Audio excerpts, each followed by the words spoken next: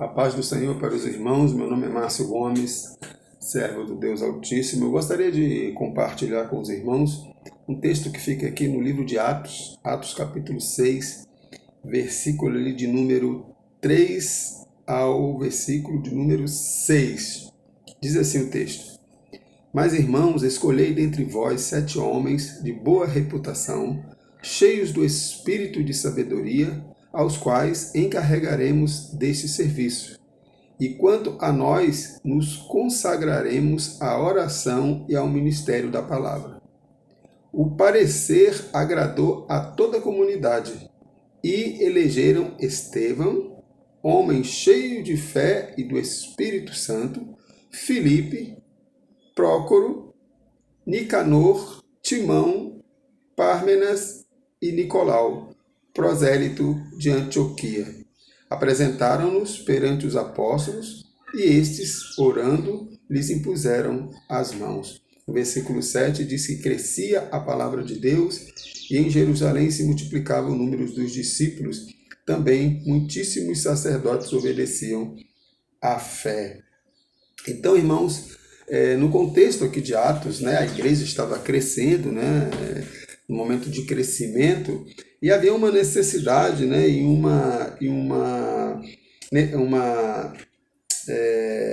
uma insatisfação de um determinado grupo, porque algumas viúvas e alguns órfãos estavam passando dificuldade. A gente sabe que uma das características da igreja de Atos dos Apóstolos é a preocupação com o outro, é a preocupação com o próximo, com os irmãos. Lá em Atos 2 vai dizer que eles viviam em comunhão, no partir do pão e nas orações. E diz que eles repartiam o que tinham com aqueles que não tinham nada. Então eles viviam uma verdadeira comunhão. Glorificado seja o nome do Senhor. Seria tão bom, meus irmãos, se a igreja desse século vivesse isso.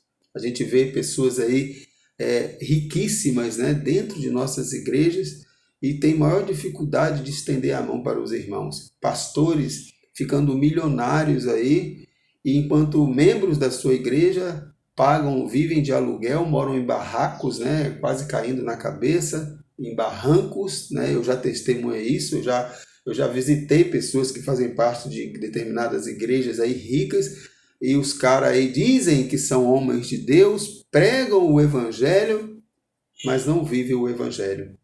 E às vezes pregam até Atos dos Apóstolos para a igreja, ensina o evangelho, mas não vive. É aquele velho ditado, Faça o que eu digo, mas não faça o que eu faço. Então tem muita gente vivendo um evangelho só da falácia. A igreja, verdadeiramente, aqui em Atos dos Apóstolos, se preocupavam uns com os outros. Eu vejo tantos pastores e meus irmãos aí preocupados com os ditos desigrejados. Mas será que o motivo de ter aumentado tanto o número de desigrejados, será que não é por conta do comportamento da igreja desse século? E quando eu falo a igreja desse século, meus irmãos, infelizmente é a maioria. Isso acontece nas igrejas pequenas, pastores, líderes que não visitam mais, que não cuidam mais das suas ovelhas, que não choram mais com as suas ovelhas. Parece que os pastores desse século esqueceram verdadeiramente o que é ser um pastor. Aquele que deixa as 99 e vai buscar aquela perdida. E em Atos dos Apóstolos, justamente, se os critérios aqui de Atos dos Apóstolos, meus irmãos, fossem obedecidas, talvez isso não acontecia no meio da igreja. Eu costumo dizer que existe 3 tipos de obreiros, 3 tipos de pastores. Quando eu falo obreiro, eu estou incluindo todos os obreiros, todos que fazem parte do ministério da igreja, do pastor ao diácono, aos líderes de departamentos, todos, eu incluo todos nós, que cada um de nós também, todos nós precisamos fazer a diferença. É claro que nós cobramos da liderança, porque a quem muito se dá, muito se é cobrado, e nós temos que cobrar muito e bastante dos nossos pastores, para que eles possam viver verdadeiramente aquilo que eles pregam. Então, aqui em Atos dos Apóstolos, havia uma necessidade de ordenar pessoas para atender os órfãos, as viúvas e os necessitados. O que a igreja fez? A igreja foi buscar homens, pessoas de determinadas características para exercer essa função. E interessante que a primeira característica que vai dizer aqui no versículo 3 escolhei dentre vós homens, né? Aqui hoje, dentro do nosso contexto, eu vou incluir aí homens aqui, significa tanto homem como mulheres, né? Então, pessoas, né? Escolher dentre vós pessoas, né? Pessoas de boa reputação. Boa reputação. O que significa isso aqui, boa reputação, meus irmãos? Eram pessoas que eram identificadas pela igreja como homens e como mulheres de Deus. Aqui, no caso, no contexto, é claro, só foram escolhidos homens, mas a gente vê muitas mulheres, né? O Paulo, lá em Romanos, capítulo 16, relata ali mais parece que, se eu não me engano, 14 ou 16 mulheres que contribuíram no seu ministério, que foram pessoas importantes para o ministério, foram obreiras importantes para o ministério de Paulo. Mas aqui, nesse contexto, ele foram escolhidos homens, então homens de boa reputação. Então eram pessoas o quê? Que a comunidade já entendia, já compreendia que aquela pessoa tinha as características de um verdadeiro cristão. Eram pessoas que se preocupavam uns com os outros, eram pessoas que tinham que as pessoas olhavam e identificavam ele como um cristão, como um homem de Deus, como um homem temente a Deus. E muitas das vezes isso é deixado de lado, meus irmãos. Eu costumo dizer que existe 3 tipos de obreiros, né? Eu vou botar aí obreiros, botar todos os cargos dentro das nossas igrejas, né? De diácono, de todos, a pastor, todos que fazem parte do ministério da igreja. Então, existe assim, aqueles que foram, 3 tipos. Aqueles que foram chamados por ele mesmo, aqueles que foram chamados pelo homem e aqueles que foram chamados por Deus. Esses aqui, os que foram chamados por Deus, meus irmãos, são poucos, porque infelizmente hoje o critério para se ordenar, o critério para botar alguém como líder, o critério para chamar alguém para ser obreiro, está sendo muitos critérios menos o da palavra de Deus. As características de um homem de Deus, de uma mulher de Deus que essa pessoa deve ter, muitas das vezes é deixado de lado, porque a igreja não vem trabalhando isso, porque a própria igreja não vive isso, e por isso essa grande dificuldade de identificar homens e mulheres verdadeiramente tementes a Deus, homens, né, de boa reputação, cheios do Espírito Santo e de sabedoria, pessoas cheias do Espírito Santo e de sabedoria, de conhecimento, né? Porque para você ser um obreiro, para você ser uma obreira, você precisa ter um conhecimento da palavra de Deus. Você não precisa ser um doutor, né? Um doutor em teologia, mas você precisa ter um conhecimento, você precisa ser frequentador de escola bíblica, você precisa ser um estudioso da palavra de Deus, você precisa ler as escrituras, você precisa viver essas escrituras, para que você possa testemunhar. A única maneira de você testemunhar a sua fé é você conhecendo aquilo que você crê. Por isso que Jesus falou, errais por não conheceres as Escrituras e nem o poder de Deus. Tem muita gente que exerce funções dentro de nossas igrejas que não tem condição nenhuma, porque não consegue nem compartilhar a sua fé. O mínimo de questionamento que aparece na frente dele, ele não tem como refutar, ele não tem como ter um mínimo de diálogo, né? Sensato e lógico para justificar a sua fé em Cristo Jesus. Então, eles precisam ser cheios de sabedoria, cheio do Espírito Santo e de sabedoria. E assim eles escolheram esses homens para eles exercerem uma determinada função. Meus irmãos, todos nós, homens e mulheres de Deus, quando nós aceitamos Jesus, essa é a minha opinião, quando aceitamos a Jesus, nós temos que ser um leitor, né, um pesquisador da palavra de Deus. Não é só aquelas pessoas que fazem seminários que precisam estar pesquisando, precisam estar lendo, não. Todos nós. É porque, às vezes, por falta de conhecimento, é que nós somos, às vezes, induzidos a muitas heresias, e muitas heresias entram dentro de nossas igrejas, às vezes através até dos nossos líderes, porque nós, membros das igrejas, não temos o mínimo de conhecimento. Nós parecemos papagaio, repetimos aquilo que ouvimos não questionamos nada. Muitas das vezes falamos até dos bereanos, né? Quando Paulo foi pregar para os bereanos, e diz o texto que eles iam lá e averiguavam lá se realmente o que Paulo estava pregando era bíblico, era de Deus. Nós não estamos lá fazendo isso. É por isso que tem tanta heresia.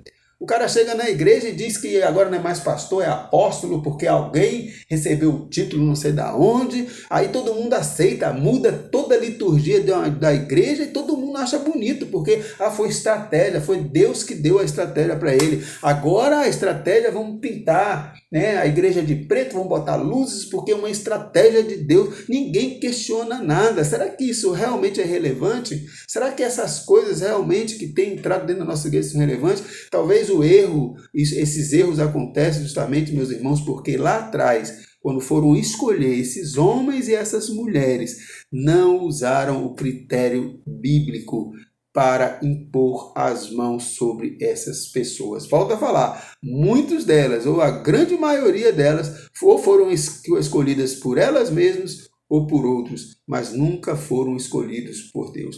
Em 2 Timóteo capítulo 2, versículo 15, 16, diz assim, meus irmãos: procura apresentar-te a Deus aprovado como obreiro que não tem do que se envergonhar, que maneja bem a palavra da verdade, mas evita os falatórios profanos, porque produzirão maior impiedade. Então procura apresentar-te a Deus como obreiro aprovado, que não tem do que se envergonhar e que maneja bem as palavras da verdade. Tome cuidado com o que você fala, tome cuidado com os falatórios. Isso são algumas características que a Bíblia mostra de um verdadeiro obreiro, de um homem, de uma mulher de Deus. Lá em 1 Pedro 2 vai dizer assim: como bebês recém-nascidos, desejai o leite sincero da palavra, a fim de que assim possais crescer. Então, o obreiro, aquela pessoa que é temente a Deus, ele está sempre como um menino, como uma criança, sempre buscando conhecimento, tem humildade, ele não se importa de aprender com aqueles que têm mais experiência do que ele, e isso vai sempre o fortificando, ele vai sempre crescendo na graça e no conhecimento. Romanos 12:20 diz: portanto, se o teu inimigo tiver fome, dá-lhe de comer, se tiver sede, dá-lhe de beber, porque fazendo isso, amontoarás brasas de fogo sobre a sua cabeça. Então, o verdadeiro obreiro, aquele que tem um chamado de Deus, ele não devolve o mal com o mal, ele ora pelos seus inimigos, ele é uma pessoa de paz, é uma pessoa que busca sempre o conciliamento e nunca briga, divergência no meio do povo de Deus. Romanos 12:18. Se for possível, quando tiver em vós, tende paz uns com os outros. O verdadeiro obreiro busca sempre isso, meus irmãos, paz com todos. Tiago 2:27 diz que a religião pura e imaculada para com Deus, o Pai, é esta: visitar os órfãos, as viúvas, das suas tribulações e guardar-se da corrupção do mundo. Esse texto aqui de Tiago, meus irmãos, infelizmente não tem acontecido na igreja. É muito triste a gente ver diante dessa pandemia homens endemoniados, que para mim não são pastores, são verdadeiros demônios, filhos do cão. E eu fico indignado quando eu vejo pastores, né, identificando esses endemoniados como servos de Deus, como homens de Deus. Não são homens de Deus, porque a Bíblia diz para mim que eles não foram escolhidos por Deus. Eles podem ter sido escolhidos por eles mesmos ou pelo homem, mas por Deus jamais, porque nenhuma conversão verdadeira aconteceu na vida desses camaradas. O camarada que vê pessoas morrendo de fome, pessoas passando necessidade e fica o tempo todo sugando os irmãos, e o cara vive na riqueza, o cara tem jatinho, o cara tem fazenda. Meus irmãos, Jesus, né, diz assim: o filho do homem não tem onde reclinar a cabeça. Meus irmãos, nenhum dos apóstolos, nenhum dos discípulos eram ricos, milionários. Jesus vivia na humildade, na dependência de Deus. O apóstolo Paulo vivia na dependência de Deus. Que evangelho é esse? Esses homens não são homens de Deus, não devem ser respeitados como os homens de Deus. Eu fico indignado quando eu vejo pastores chamando esses camaradas de homens de Deus. Nós precisamos ser como os bereanos, nós temos que denunciar isso, meus irmãos, não podemos aceitar, porque essas pessoas, meus irmãos, não foram chamadas por Deus. Ai daquele que tocar no ungido do Senhor. Esses endemoniados não são ungidos do Senhor. não são ungidos do Senhor, meus irmãos. E nós, como cristãos, nós somos fiscalizadores, nós somos como vereadores, deputados estaduais, deputados federais. Nós temos a função de fiscalizar como o vereador fiscaliza as ações do prefeito. Nós como obreiro, nós temos a obrigação, tá, meus irmãos? É obrigação de fiscalizar as atitudes e os comportamentos dos nossos pastores, dos nossos líderes. Não podemos aceitar tudo, porque muitos desses homens, meus irmãos, infelizmente, não estão dentro do critério aqui de Atos dos Apóstolos, homens cheios do Espírito Santo, homem que maneja bem a palavra da verdade, que não tem do que se envergonhar, homens que verdadeiramente a comunidade o identifica como homem de Deus, homem que verdadeiramente o seu comportamento, principalmente o seu comportamento, as suas atitudes, o identificam como homens de Deus. Agora, enquanto Jesus diz, não junteis tesouros na terra, onde vem a traça, corrói e leva tudo, mas junteis tesouros no céu. A gente vê homens de Deus aí, e isso, irmãos, não se enquadra só com aqueles que têm jatinhos, não. Tem aqueles também de igrejas simples, humildes, que se tornaram donos das igrejas. Eles querem fazer o que eles é quem mandam, eles fazem o que querem. Se tornaram, né, o representante de Deus aqui na terra e eles fazem o que querem com a igreja. Não respeitam a membresia da igreja, fazem exatamente o que fez, um monopólio familiares dentro das nossas igrejas. Sabe por que isso tudo acontece? Porque esses homens nunca foram chamados por Deus. Porque um homem que é chamado por Deus paga preço. Eu fui visitar um missionário há algumas semanas atrás, né? E ele e muitos missionários que estão aí, eu vejo nesses homens verdadeiramente características de homens que foram chamados por Deus, porque foram homens que foram para lá, mas foram para lá para pagar preço, homens que deixaram seus empregos e foram para lá. Né? Enquanto os pastores aí nos centros das cidades aí ganhando 10 mil, 12 mil por mês, não tem nada contra, desde que ele exerça a sua função, mas o que eu não entendo é por que esses homens lá no sertão, esses homens que estão aí nas congregações, né, inóspitas, em lugares inóspitos, só pagando preço. E sabe por que eu identifico esses homens lá como verdadeiros homens de Deus? Porque eles pagam preço. Muitos deles andaram na contramão desses aí. Enquanto esses estão comprando jatinhos, fazendo fortunas, o cara largou um emprego aí que ganhava 4, 5 mil reais para ir para lá para ganhar um salário mínimo. Isso é uma característica de um servo de Deus, aquele que não é apegado às coisas materiais. Mas, infelizmente, nos critérios de Atos dos Apóstolos estão sendo deixados de lado pela igreja. Que Deus tenha misericórdia da igreja, que Deus abençoe a igreja, meus irmãos, que os membros de nossas igrejas, né, sejam mais pesquisadores do Evangelho de Jesus Cristo, sejam mais observadores nas atitudes, nos comportamentos, né, que acontecem dentro de nossas igrejas no sentido geral, para que possamos ser um bom fiscalizador, né, para que heresias não venham entrar dentro de nossas igrejas, né, para que esses mercenários não venham, né, fazer mau uso das finanças da igreja. Nós temos que usar, irmãos, os critérios bíblicos para ordenar, né, qualquer obreiro, né, qualquer homem ou mulher de Deus em nossas igrejas. Só assim nós poderemos diminuir ou até mesmo acabar com tanta heresia, com tantas coisas absurdas que tem acontecido em nossas igrejas. Que Deus tenha misericórdia de nós. Que a graça de Deus, que o amor de Deus e a graça do nosso Senhor Jesus Cristo estejam presentes, irmãos, em nossas vidas, né? Todos os dias, nos abençoando, nos direcionando, né? Nos conduzindo de acordo com o seu querer e com a sua vontade. Em nome de Jesus. Amém.